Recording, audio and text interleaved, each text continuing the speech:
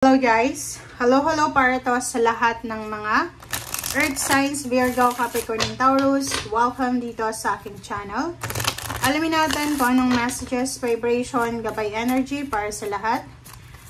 Tingnan natin kung ano ang message na para sa'yo. Okay. Earth signs, Virgo, Capricorn, and Taurus. So, sacrifice. Okay, sacrifice. Dito sinasabi ng baraha sa'yo na there are those worth making. There are those that will destroy you. Okay. So, sinasabi ng baraha dyan, ibig sabihin yan, marami daw na worthy ng mga ginagawa mo, Earth signs. Okay? Pero, marami din na useless yung ginagawa ng mga tao. Parang ganun.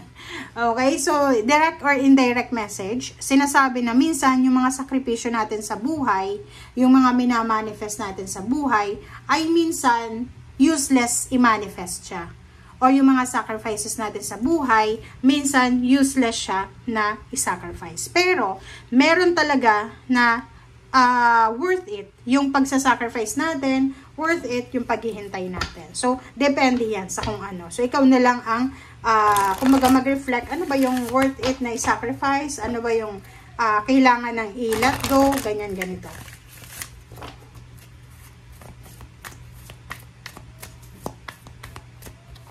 Okay. Archangel Gabriel, Messenger of Creativity and Hope. So, nandito si Archangel Gabriel sa'yo. Si Archangel Gabriel, siya yung Archangel na sobrang generous, sobrang understanding, sobrang patient, thoughtful.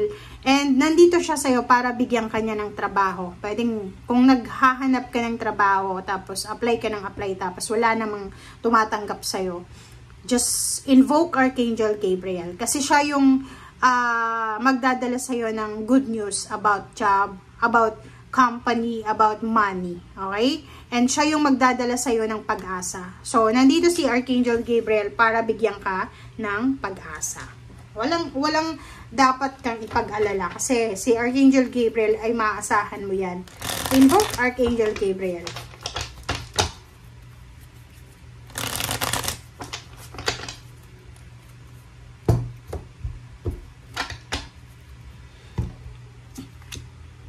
Okay, first two cards natin is Queen of Pentacles and Zero the Fall. So, dito sinasabi, isang napaka-importanteng pagsisimula ang darating sa'yo. Or pwedeng ano to, mga career ideas, job ideas, company ideas. Or, alam mo yung Zero the Fall na to, yung hindi ka sigurado, basta risky siya, itatry mo lang, di ba? Like for example, gusto kong itry yung makapag-ibang bansa. Gusto kong itry yung magkaroon ng ipon, parang ganun. So, dito sa Zero the Fall na to, sinasabi na marami kang, kumbaga, mga ideas na itatry. Okay? Na pwede mong pagkakitaan.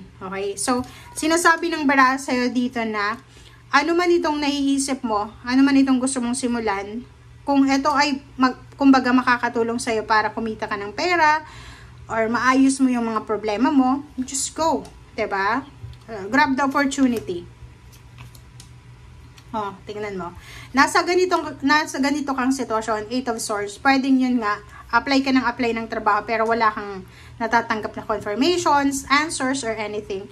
So, parang gusto mong mag-apply ng trabaho, pero pwedeng galing ka sa sakit, or kakapanganak mo pa lang, or kulang ka sa experiences, or kulang ka sa dokumento. But nandito yung King of Pentacles, so, sinasabi ng baraha, yung feminine, masculine ng pera mo is nandito. Kaso lang, nasa gitna ka pa. Diba? 8 of Swords. So, ibig sabihin, kung gusto nating makaalis sa financial stagnation, okay, kung gusto nating makaalis, Earth signs, sa financial stagnation, kailangan nating lumabas sa comfort zone natin. Zero the Fall. Ang Zero the Fall kasi medyo risky talaga siya eh. Yung parang never ka pang ng ibang bansa, pero gusto mong magtrabaho sa ibang bansa. Yung never ka pang kumbaga yung mga experiences niya na bago na hindi mo sigurado kung ayos ba yan, pwedeng negosyo or ano pa man. Sinasabi ng baraha sa'yo na once na sinubukan mo daw ang isang bagay, Earth signs, Ito ay magdadala sa'yo ng happiness. Magdadala to sa'yo ng parang satisfaction. So, kung nasa comfort zone ka pa sa ngayon, kailangan mo nang lumabas diyan sa comfort zone mo. And once na nakalabas ka na sa comfort zone mo, doon mo makikita na or doon mo mararamdaman or marirealize na ang tagal mo palang nag-stay sa comfort zone mo na mas maganda pala sa labas noon. 'Di ba? So, mas ma-appreciate mo yung buhay after mong lumabas sa comfort zone. Okay. So, Six of Pentacles and the Hermit. Sinasabi ng bara sa'yo dito, sa pagmamanage ng pera, sa pagmamanage ng resources natin, pag-isipan natin ng mabuti ha. Like for example, may pera ka. Tapos may humingi sa'yo ng tulong. Pag-isipan mong mabuti bago ka tumulong. And if in case naman na may kailangan kang pera or tulong, hindi naman lahat ng tulong pera. Emotional. Mag-isip ka din, mag-ingat ka. Kasi baka yung hinihingan mo ng advice may problema din. So, kailangan nating maging aware, maging careful tayo sa surroundings natin. So, as much as possible, mag-isip muna tayo bago tayo gumawa ng hakbang.